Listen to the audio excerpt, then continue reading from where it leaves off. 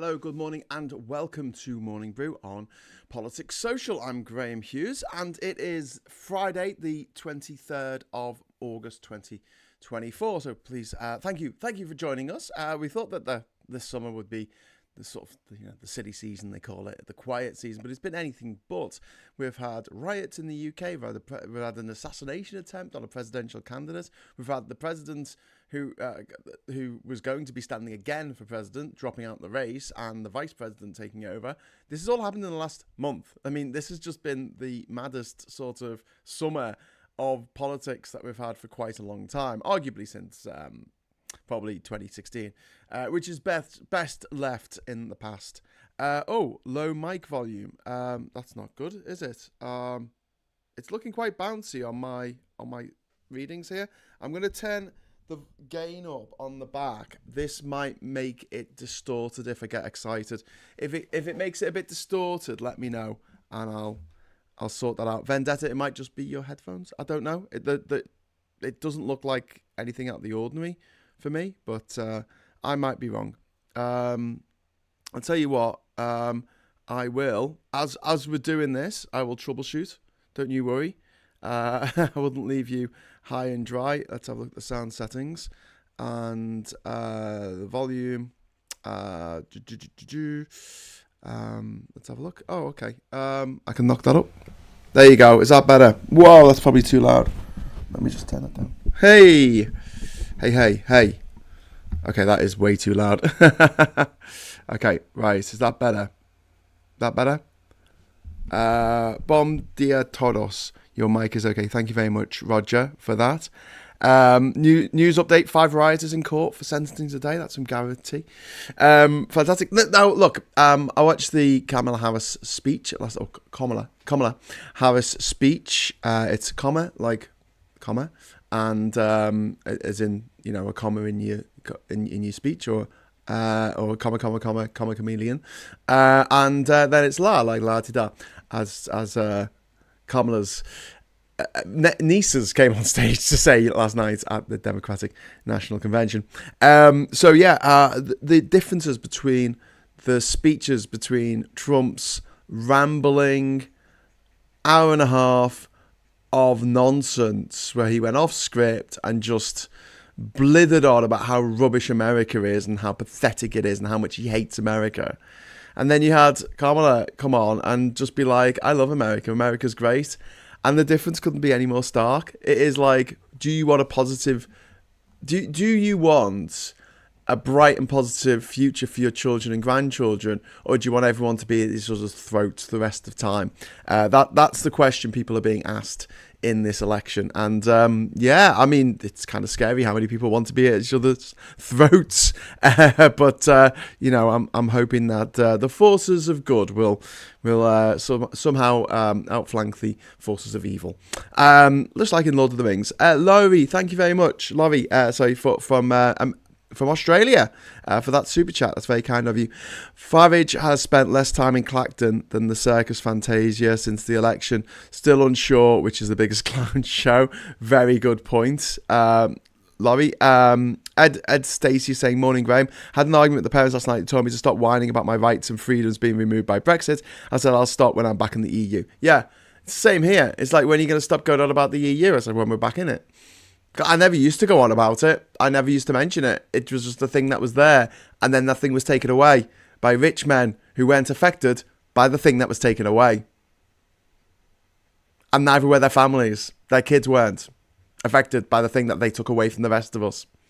It's just us, the 93% of the population who weren't born with a silver spoon up our collective arses. We're the ones. We are the ones. It's not Kamala. That's just a wacky US accent pronunciation thing. It's just some Americans say pasta for pasta. Kamala is just Kamala. Well, there you go. That's from Wales. So there you go. It's Kamala, just like Pamela, but beginning with a K. Kamala.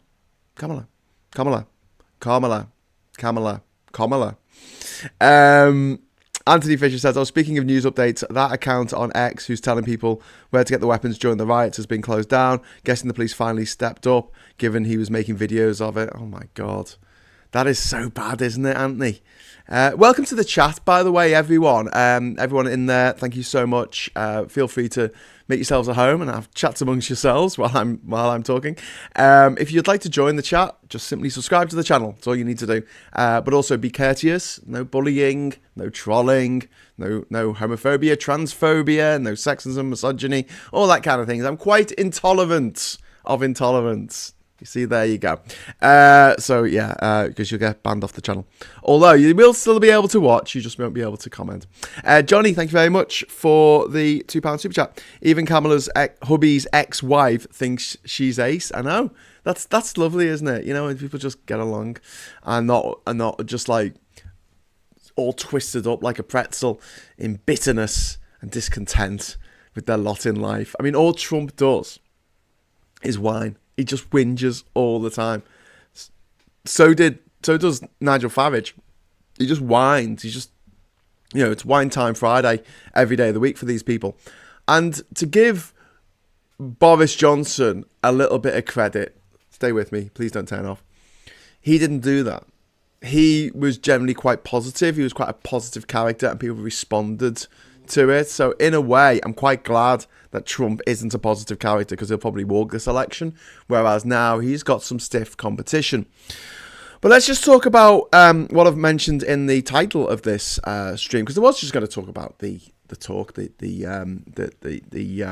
speech at the DNC last night, but I want to just talk a little bit about the way the BBC have reported this. And so the links are down below, so you can have a look for yourself while I'm blathering on, if you're watching on a laptop.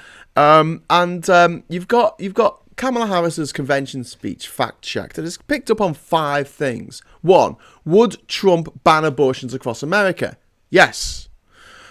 Would Trump limit access to birth control? Yes. What about Trump tax costing families $4,000? Yes. And did Trump tank the immigration deal? Yes. Finally, did Trump threaten to leave NATO? Yes. But there you go. It's been fact-checked. And all of them are like, yeah, that they all happened. That's all true. And the BBC goes quite some way to say they were all true, although they are a little bit on the first two about banning abortions and banning access to birth control. They're like, well, this is part of Project 2025, and Trump has said he's nothing to do with that, of course. Oh, really? Really? We're going to fall for that one again, are we? The people who wrote Project 2025 used to work for the Trump administration and will work for the Trump administration again. Because the cabinet in America is not like in the UK where it has to be drawn from MPs and members of the House of Lords. It's just the president's mates. It's literally the president's friends. He can put anyone he likes into his cabinet. And he will. And it'll be full of Project 2025 people who want to turn America into Gilead from The Handmaid's Tale. Anyway, so that's the BBC coverage, the fact-checking for Kamala Harris. But then I had a look at the way that they had fact-checked Trump's rambling 90-minute plus speech that he gave last month on the 19th of July. He claimed that crime rates were rising, which they're not. The inflation isn't the worst they've ever had. It was much worse in the Great Depression. Did Trump leave the world at peace? No. Do Democrats want to ban gas vehicles? No. Have all new jobs gone to illegal aliens? No. Did Trump make the biggest tax cuts ever? No, he didn't. But as a result of those tax cuts, the actual tax burden on working people has gone up. So it's like a double lie. But that was 6. They picked up on 6 lies. They told. Did the BBC fall asleep? Did the fact checkers go home? Did they be like, oh, this speech is going on too long? Because he made way more claims than that. Way more than 6. Now, any casual viewer, and don't forget, most people are not like us, wonderful people, that most people don't care about politics that much. It's just kind of a cursory thing. They just like to know what's going on a little bit. Like you might care a little bit about the politics in France, but not that much. Like, you're not that invested in it. You just kind of want to keep, abreast of the situation, but not to delve in it too deeply. But CNN did a fact check for that same speech that Trump made, the exact same speech.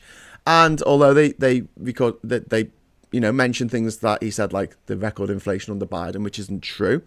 But also, he said he made a misleading claim about North Korea missile launchers, saying that he stopped them during his presidency, which he didn't.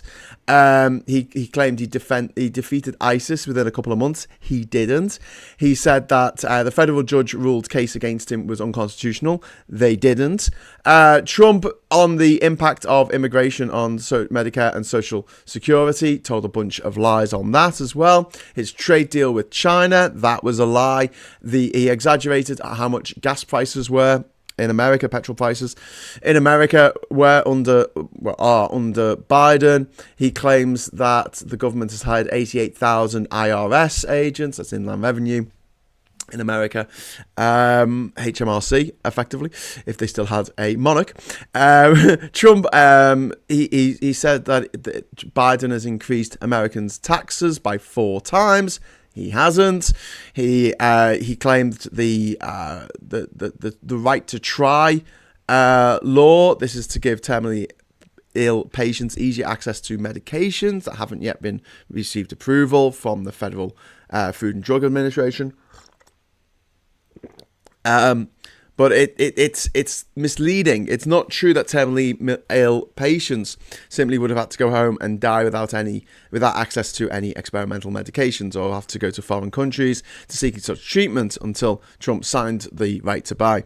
Prior to the law, patients had to ask the federal government for permission to access experimental medication, but the government almost always said yes. Unless, the experimental medication was, crack cocaine. Trump, he claimed about Russian warships near Cuba. He said that the Russian warships and nuclear submarines are operating 60 miles off the coast of Cuba, and the press refuses to write about it. He's saying that these warships are operating close to the United States. Well, Russia did have nuclear-powered submarine visit Cuba in June, along with other Russian Navy vessels. All the vessels, including the submarine, have since left. That was the case in July. He was talked about military equipment left in Afghanistan. He lied about that. He said the world was at peace. The BBC did pick up on that one. He talked about Venezuela's crime rate. He talked about immigration, like everyone's coming from mental institutions and insane asylums. He's a bit obsessed with Arkham Asylum. He's a bit obsessed with, he thinks asylum seekers are the same as people in asylums back in the day. And that's why he goes on about Hannibal Lecter an awful lot. He's given false claims on US crime statistics. He talked about the greatest invasion in history because of people coming across the border. A lot of whom are coming because they've been displaced by events in Venezuela, for instance, which is being paid for, being funded. That government over there is being funded by Trump's friend, Vladimir Putin, who just wants to destabilize countries and regions of the world in order to create refugees, because refugees are like manna from heaven for Vladimir Putin, because it ensures that people get scared and they tend to vote in right-wing, strongman leaders who are thick as pig shit, like Trump. And that makes the West easier for the Russians to manipulate. Trump made claims about grocery prices rising under Biden. He made misleading claims about energy independence. He made a false claim about his tax cuts. He claimed that the US had no inflation during his presidency, which is absolutely not true. He repeated this claim about oil drilling and gas prices, saying if you drill more, then the gas price will go down. It doesn't work like that. It's all sold on the international market. It's a pernicious lie. People think, if we get some oil out the North Sea here in the UK, then, our prices will come down for oil. No, it won't. It's sold on the international market. We have to pay international rates. We don't get mate rates, even though it's our oil. Yeah. Go talk to Nigeria. Go talk to Angola. Go talk to Libya. Ask them how it works, all right? Ask them how these oil-rich states can be so poor. Hell, ask Venezuela. Go on, ask them. Venezuela does sell its oil very, very, very cheaply, but as a result, it's kind of like a pariah on the world stage. Pompeo falsely claimed Biden won't even talk about American hostages in Gaza, which is not true because he said that. And Trump's biographical video included false and misleading claims as well. Trump tax cuts, global conflict under Trump, Americans' incomes, etc. Eric Trump's false claims about the economy and the US global standing in 2016. Pompeo's claim about the southern border under Trump. Trump makes false claims about election fraud. Pompeo's false claim about spy balloons. Linda Mahoon's misleading claims on tariffs. RNC's video featuring Reagan's voice misleadingly twists magazine article. And yeah, so that's a much more thorough, in-depth look at the convention. I mean, there was a few other people at the bottom there, but there was at least 20 claims in that Trump had made, and quite a robust response to it. It's there on the CNN website. You can go and read it for yourself.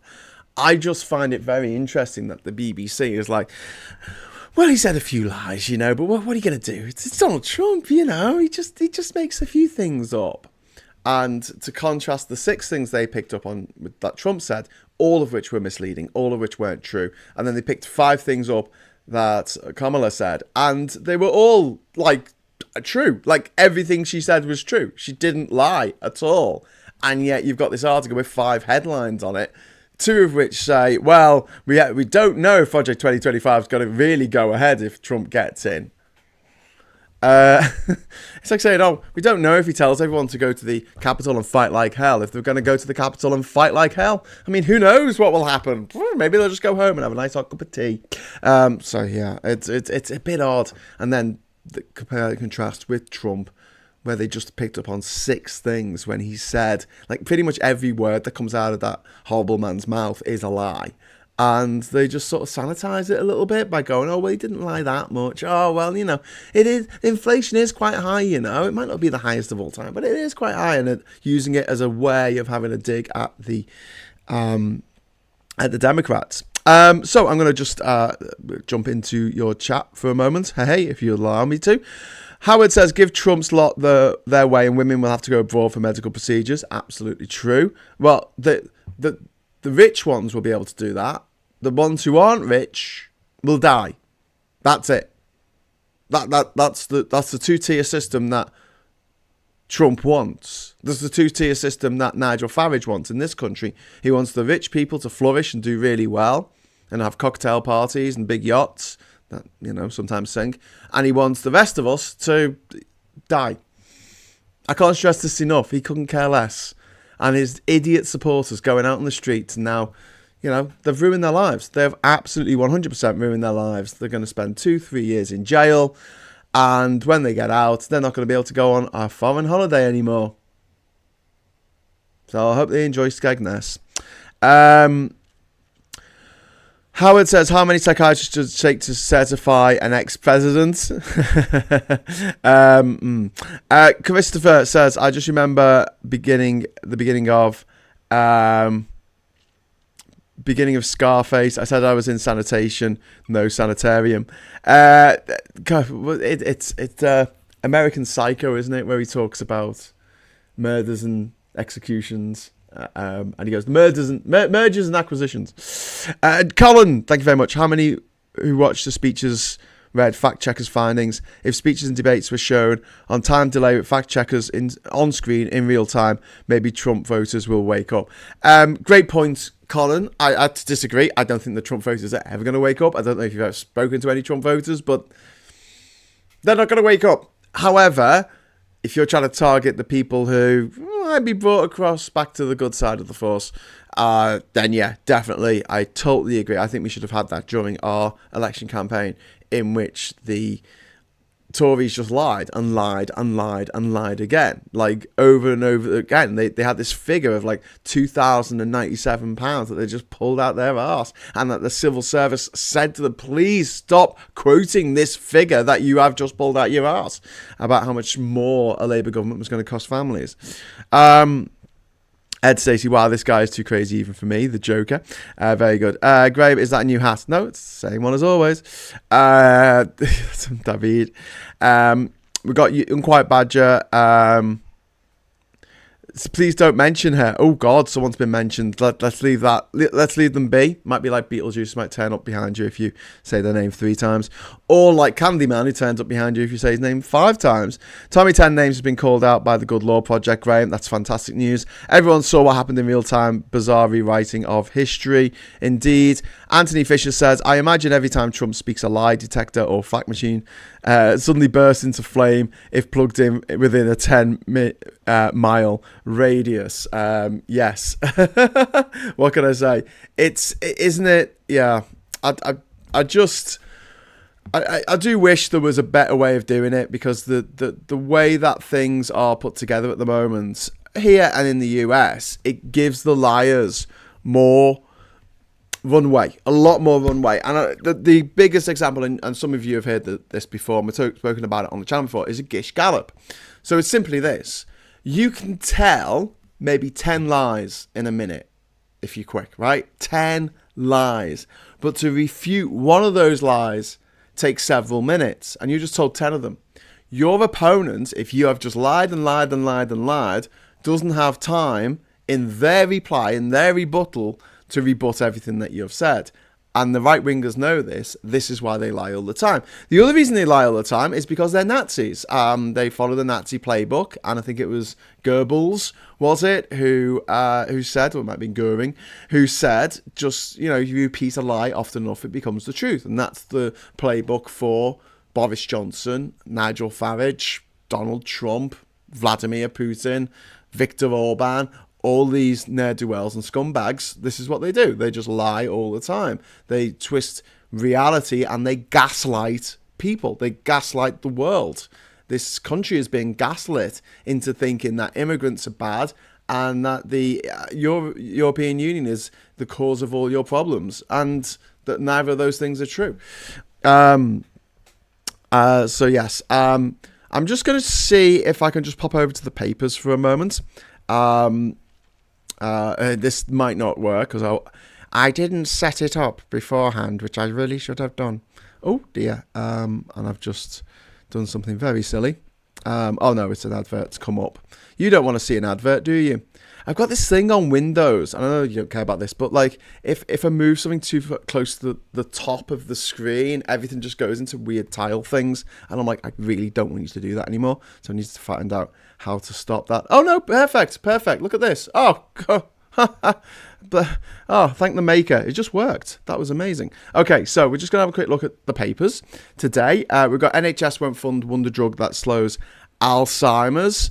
It's been cleared for use in Britain by the medicines regulator and hailed as a breakthrough in battle against a cruel condition that blights the lives of 700,000 adults in England alone. But so it will be interesting to read like the reasoning behind this, because there's NICE, isn't there, who look at the efficacy of treatments and if it's cost effective to be given. If this only has a 17% chance of extending people's lives by a couple of minutes, it's not worth the spending money on.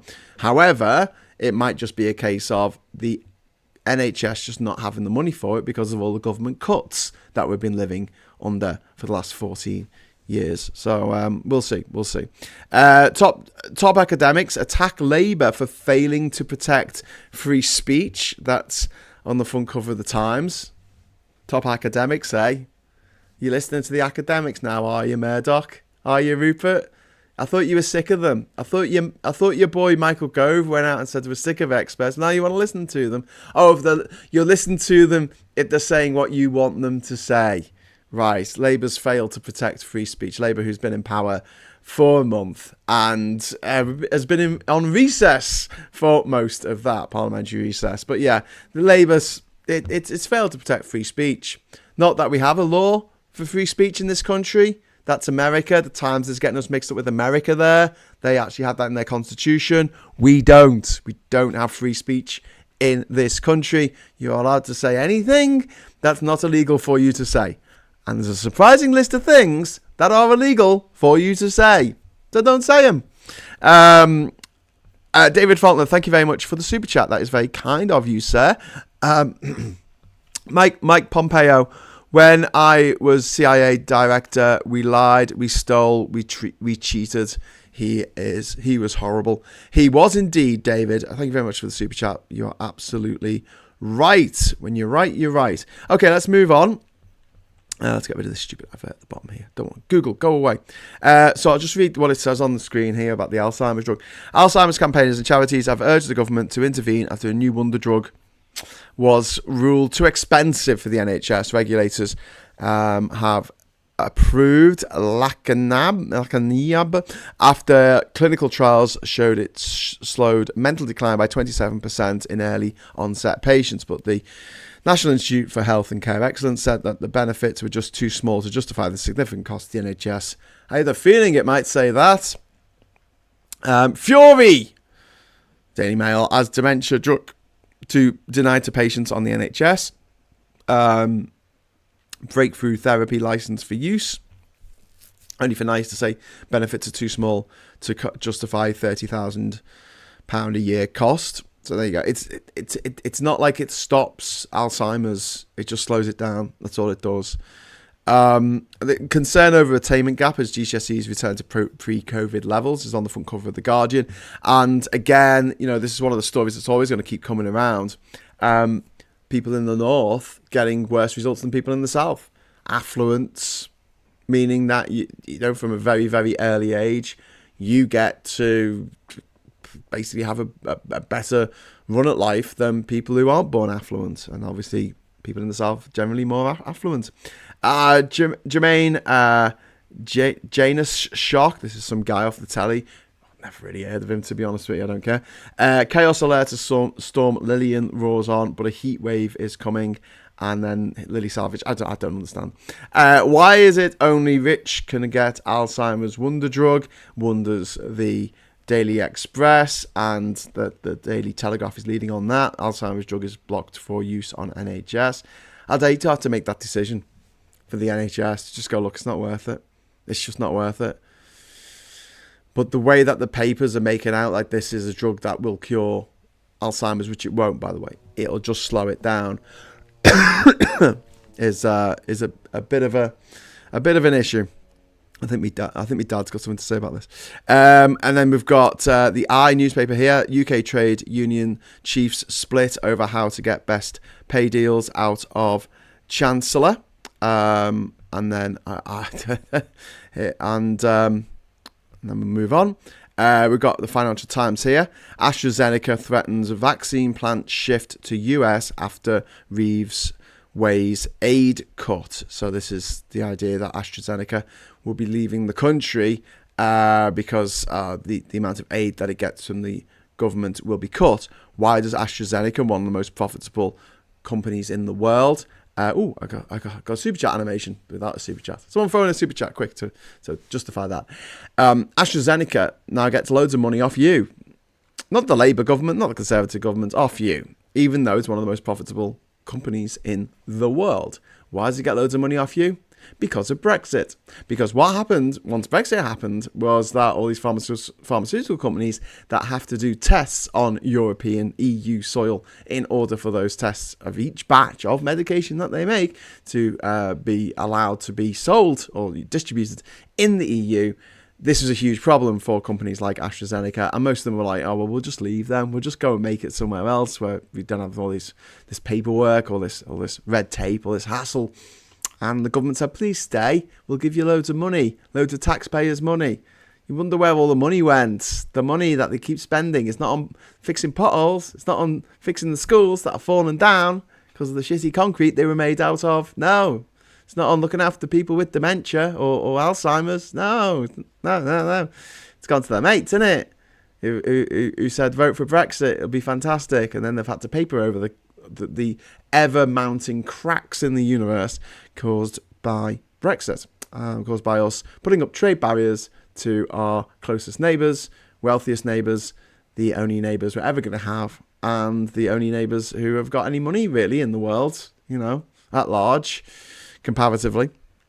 EU used to give the North money, says Bad Fairy. You're absolutely right. Here in Liverpool, we got nearly £2 billion from the Objective 1 funding. which is one of the reasons that Liverpool in 2008, when we were European capital of culture, what an accolade. What a time to be alive. It was fantastic. We got a whole new city centre. So many derelict buildings that were falling down, rotten rafters, pigeon shit everywhere, cleaned out, cleaned up, fixed, restored, and now they're back to their original grandeur, which had been lost over the decades. And the EU gave us the money to do that. Central government didn't. Central government wouldn't even give us money to put trams in. Thanks, Tony.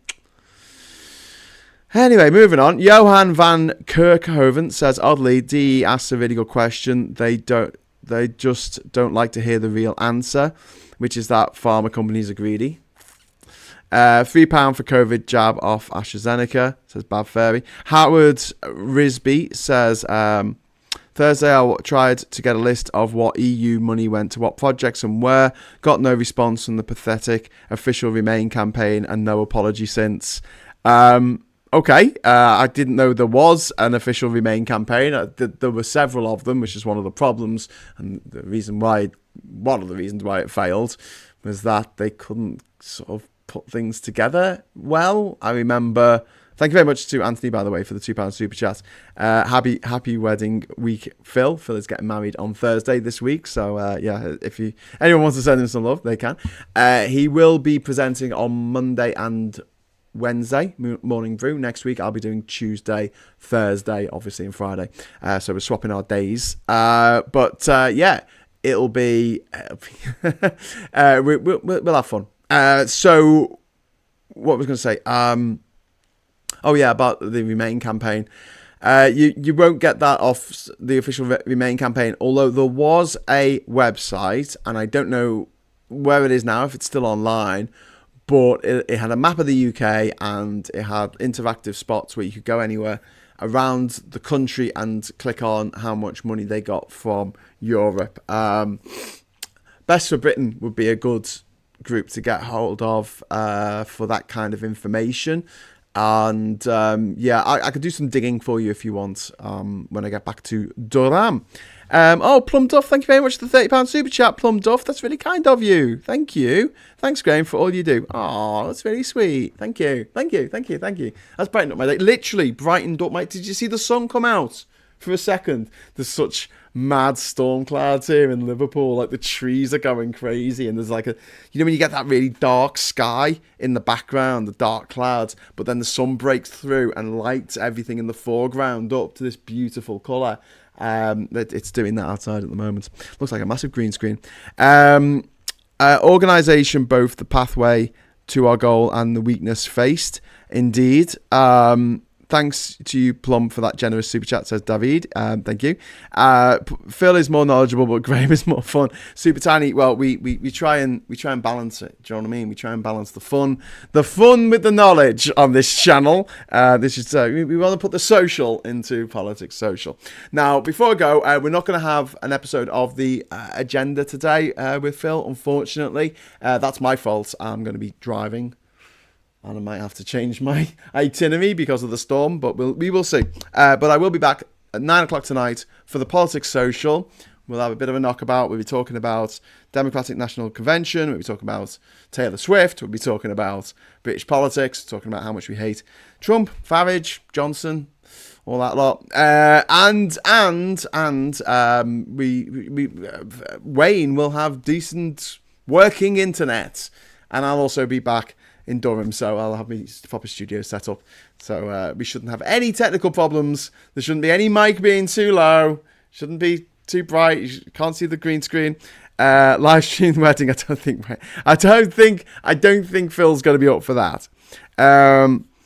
Howard Risby says digging would be appreciated. I tried Stronger Together European Movement, 2 local MEPs, didn't bother with the Kippers, plus Richard Corbett. There was a website, Howard. I'll try and find out for you. Nick says the botched Tory Brexit kicked off the mess, but labs intransigent red lines around the single market and freedom of movement are dragging it on. Any significant EU-UK improvement begins with political will, not red lines. Yeah. Well, I mean, I got the impression that when Labour were running into this election, they wanted to shut down any conversation about Brexit. Whenever it was brought up, they just shut it down. They went, "We're not doing that. We're not talking about that." And that was it. It was just left at that. So I don't know. Honestly, I find the whole thing just so heartbreaking that the richest people in this country all got together and said something. I'll go back to Kamala's speech last night. We can all be wealthier. We can all be richer. It doesn't require us to make people poorer in order for that to happen. That's not the way money works. It's not like there's a finite amount and the rich need the bigger amount of it for their lifestyle that they've become accustomed to or whatever. Because the richer that people are in general, the richer the rich are, because people are buying their shit.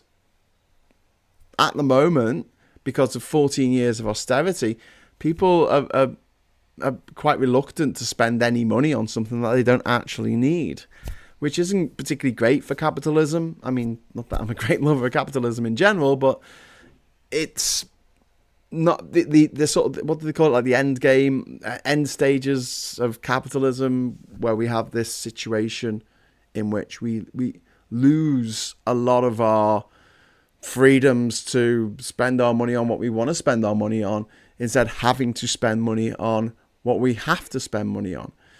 In the same way that we've lost our freedoms to travel and work around the EU freely without having to ask anyone's permission or pay any money.